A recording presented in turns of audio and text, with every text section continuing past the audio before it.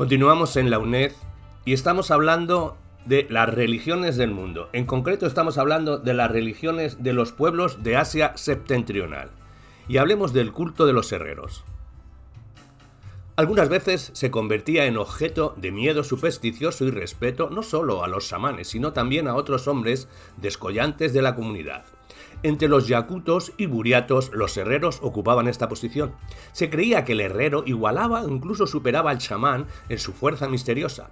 El herrero y el chamán salen del mismo nido, decían los yakutos. Según creen los buriatos, el herrero puede matar al chamán, por medios sobrenaturales, pero el chamán no puede matar al herrero. Para los buriatos, los herreros se dividían en blancos y negros, igual que los chamanes. Se temía mucho a los herreros negros, pues existía la creencia de que podían devorar las almas de los hombres. Se consideraba fundador del oficio de herrero al herrero celestial Bok Intoi. También existían espíritus particulares del oficio de herrería. Hablemos de cultos clánicos y familiares. No obstante, su vasta difusión entre los pueblos de Asia septentrional, el xamanismo, no representaba el total de sus creencias, pues junto con él existían otras formas religiosas, en particular los cultos clánicos y familiares de protectores. Solo en algunos pueblos estos cultos se confundieron con el xamanismo, pero en la mayoría no se produjo tal mezcla. Casi todos los pueblos siberianos practicaban el culto del fuego clánico y especialmente del familiar, del hogar doméstico. Había prohibiciones supersticiosas con respecto al hogar. No se debía escupir en él, ni arrojar cosas impuras. Se ofrendaban al hogar pequeños sacrificios, rociándole gotas de leche, lanzando pedazos de alimento, y a veces le dirigían verdaderas plegarias solicitándole protección. Es muy importante señalar que el culto del hogar doméstico estaba casi en todas partes en manos de las mujeres, lo que constituye una evidente supervivencia del régimen matriarcal clánico. No es menos interesante observar que el fuego en sí, el hogar doméstico, se personificaba en la mayoría de los pueblos en una figura femenina, la vieja del fuego, los giliacos, la madre del fuego, los nanay, la abuela, los evencos, la madre fuego, los de Altai.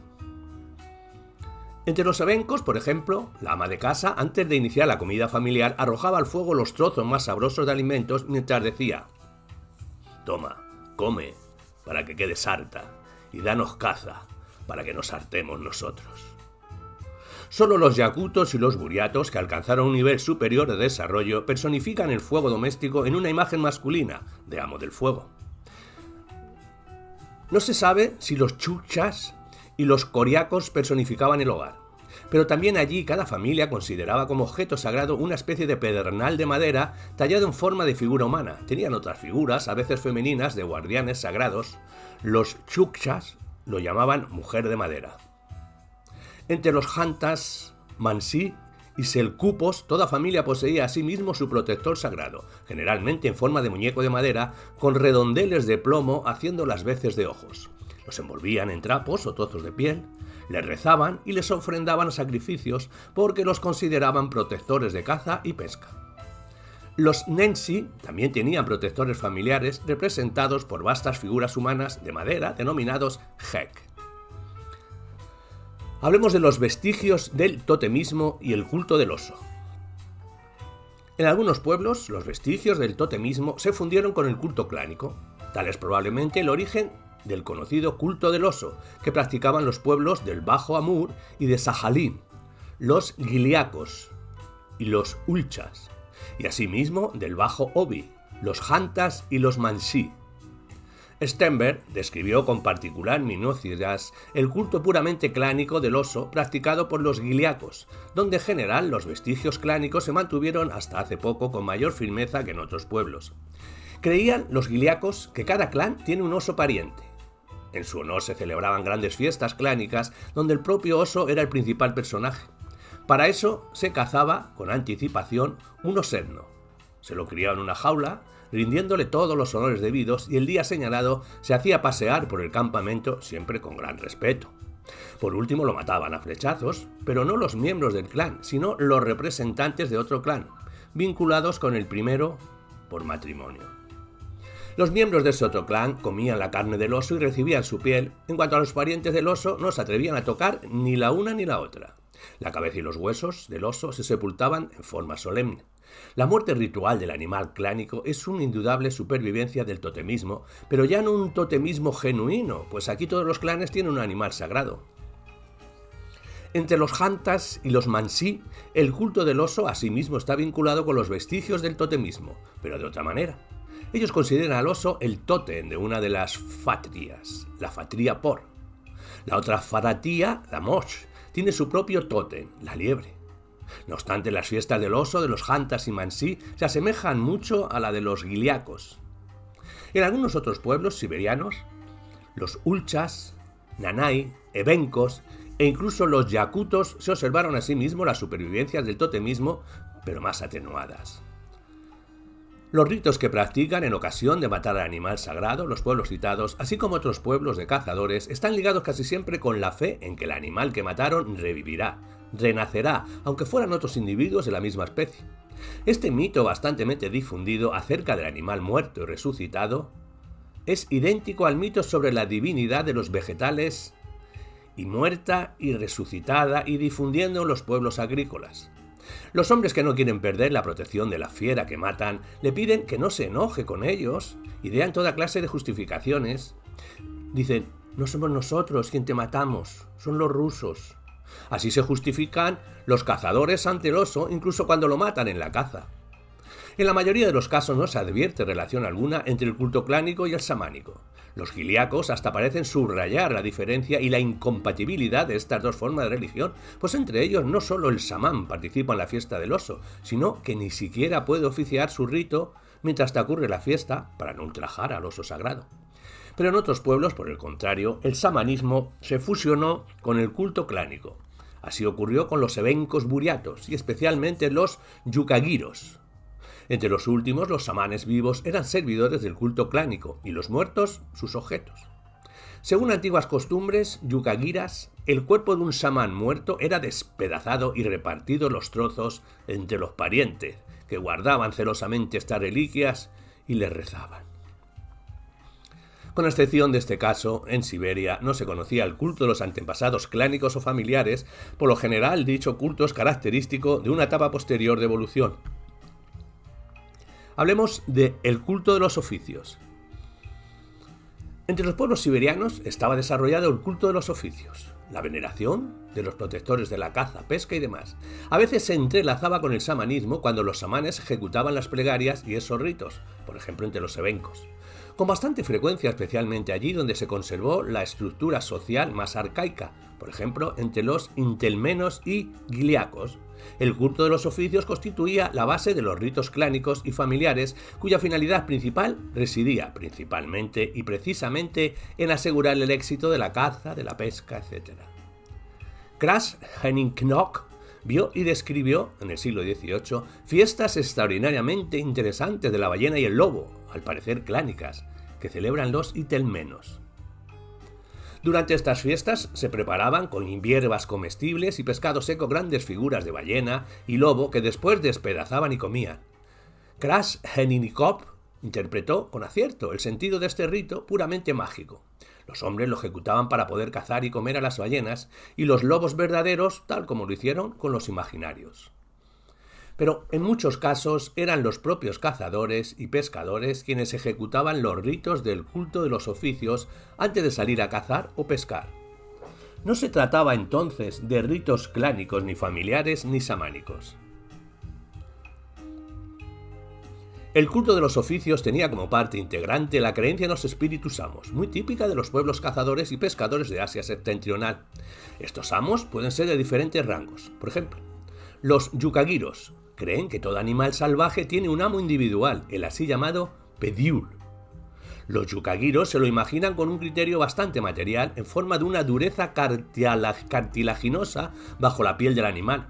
Se supone que depende de la voluntad del pediul enviar o no al animal en cuestión bajo el disparo del cazador.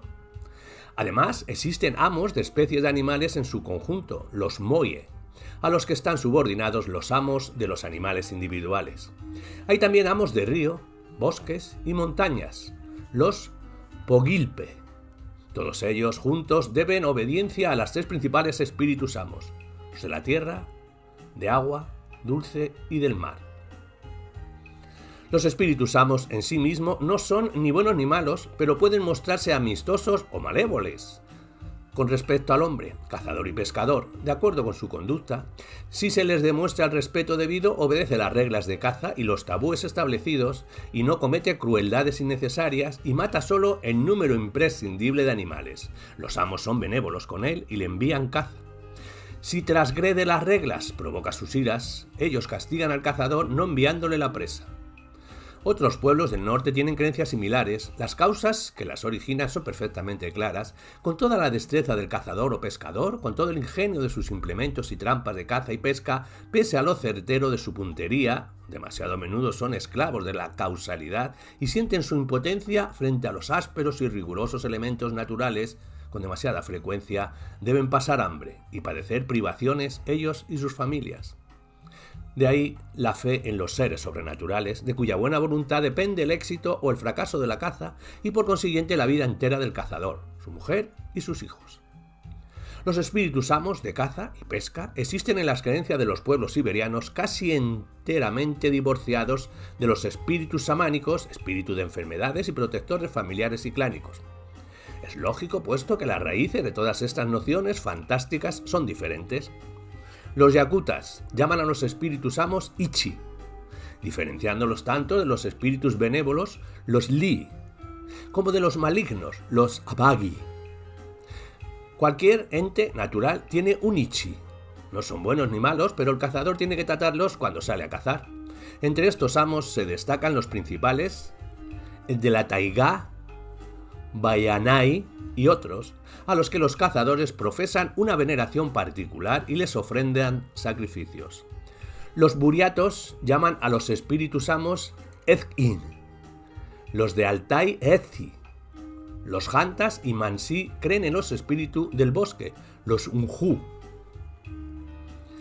Es interesante, pues, señalar que en las creencias del pueblo siberiano, que conservó más elementos arcaicos en su vivir, los Tawius Nagasan y en parte los Ensi, sus vecinos, en lugar de los amos de la naturaleza, lo ocupan las personificaciones femeninas, la madre tierra, la madre bosque, la madre agua, etc.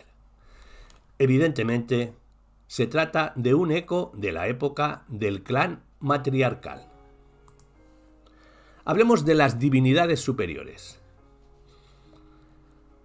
La mayoría de los pueblos de Asia septentrional veneraban a los espíritus de diversas categorías, pero no tenían dioses. Por cierto, existen informaciones según las cuales en las creencias de algunos pueblos está presente la imagen de una divinidad suprema. Así, los ugrios del Obi, los jantas y mansí, creían en el dios celestial Numitorin y los nensi en el dios celestial Numa. En realidad esta palabra significa cielo, pero no existía el culto de estos dioses. Parece evidente que se trata sencillamente de la personificación mitológica de la bóveda celeste. Es probable que asimismo se reflejó en ello la influencia del cristianismo y del islamismo. En algunas partes se formaron figuras mitológicas de demiurgos y creadores del mundo, pero tampoco constituían objeto de culto. El más característico en ese sentido fue el dios Kuju, de los itelmenos en Kamchatka. Lo consideraban el creador del cielo, la tierra, pero no había culto de este dios creador. Más aún se relataban sobre él mitos irrespetuosos e indecentes. Algunos sencillamente lo tachaban de imbécil por haber creado una tierra tan deficiente, porque hizo tantas montañas y precipicios y tantos ríos rápidos y de poca profundidad, y porque produce tantas lluvias y tempestades que lo molestan a los itelmenos. Esta información de Krashenikov atestigua una vez más que la idea mitológica sobre un dios creador no está tan estrechamente vinculada a la imagen del dios venerado como lo suponen los teólogos cristianos. Únicamente en los pueblos siberianos de desarrollo histórico más elevado, las figuras de los grandes dioses eran más nítidas y ocupaban un lugar importante en el culto. Así, los yakutos habían formado todo un panteón de dioses bondadosos y malévolos. A la cabeza de la parte luminosa del panteón se hallaba el gran dios benévolo, Aitoyon o Artoyon, quien por otra parte no intervenía en absoluto en los asuntos de los hombres. Presidía la parte oscura el malvado viejo subterráneo, Ayara Ogonior o Arsandulay. Los Altai tenían por supremo dios claro a Urgen y por principal divinidad maligna a Erlik.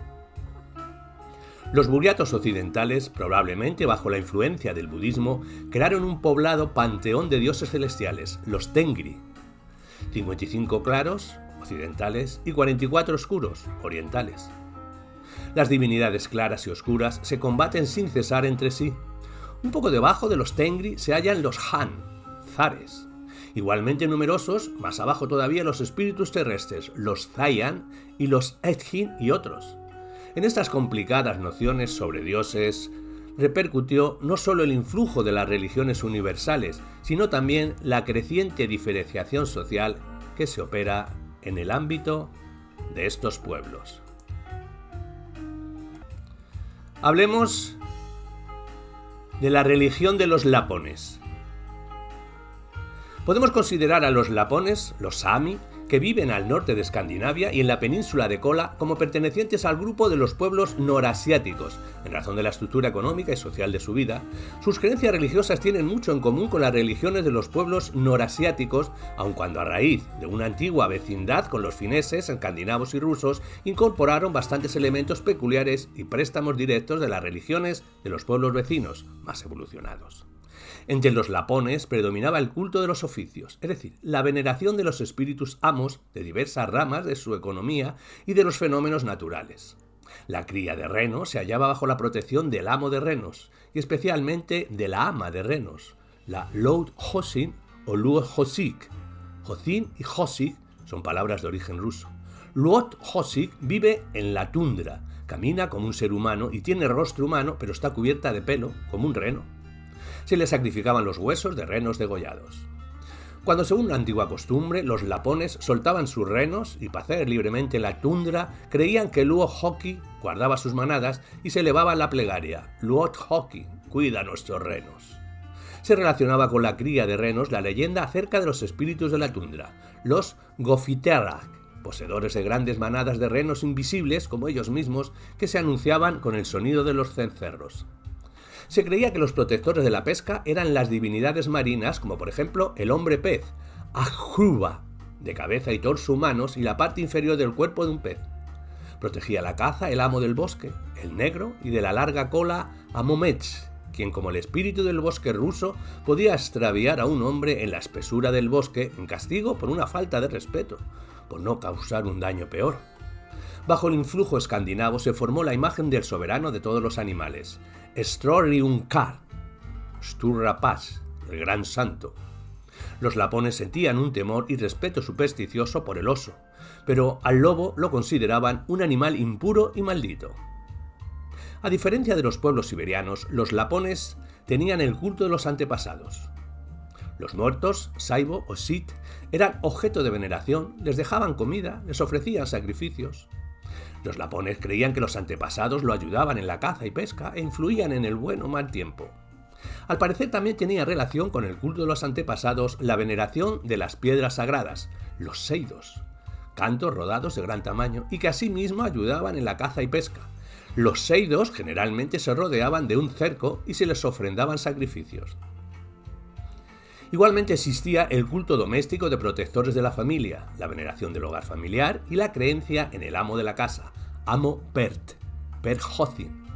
Cada familia poseía su pandereta sagrada, igual que los chukchas. El xamanismo estaba muy desarrollado entre los lapones en el pasado, pero en los últimos siglos decayó. Según documentos antiguos del siglo XVII, los xamanes lapones, los noidas, en nada diferían de los de otros pueblos de Siberia. La pandereta de los chamanes lapones tenía otra forma que la siberiana. Parecía un tazón achatado, forrado de cuero en la parte de arriba y con hendiduras en el fondo para empuñarla con la mano. Tenía dibujos, algunos con motivos cristianos. Pero ya en el siglo XIX, los noidas se transformaron en simples hechiceros, semejantes a los brujos rusos. Los fineses y los carelios creían que los hechiceros lapones eran singularmente poderosos. Esto se reflejó en las famosas ruinas de Kalevala, cuyos héroes luchan contra los terribles hechiceros del país norteño, Pohjola, es decir, Laponia. Los lapones imitaron las figuras mitológicas de los grandes dioses de sus vecinos escandinavos y fineses, y en parte también su culto. Peibe, el dios del sol, Aieke, el dios de la tempestad, Aromatelle, asimismo dios de las tormentas y de la caza. Maderacha, la divinidad creadora aérea. Radien H, el dios supremo. Sin embargo, el panteón lapón es tan complicado que es difícil saber qué tiene el propio y qué de prestado.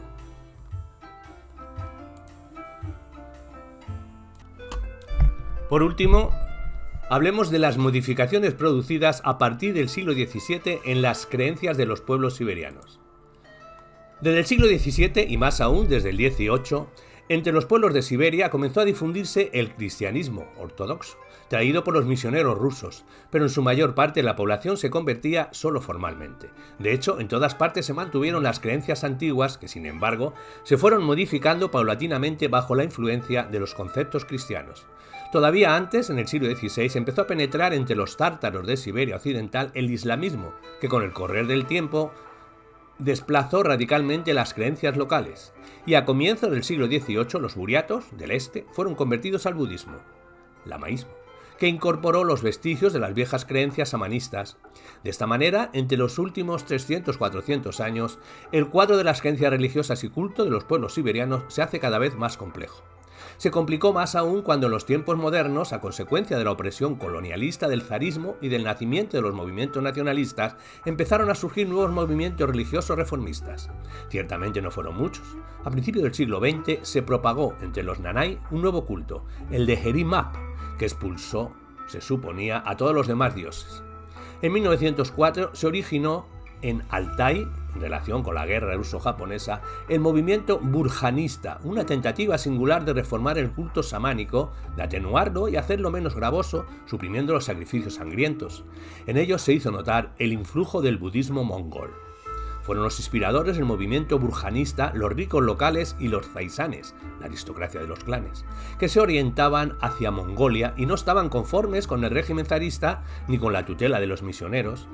La administración zarista reprimió este movimiento, pero no desapareció por completo, pues todavía hoy existen en Altai partidarios de la religión burjanista.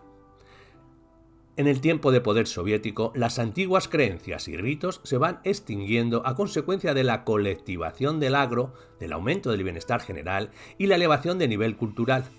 En la actualidad ya quedan pocos chamanes y otros servidores de culto y los ritos casi no se practican.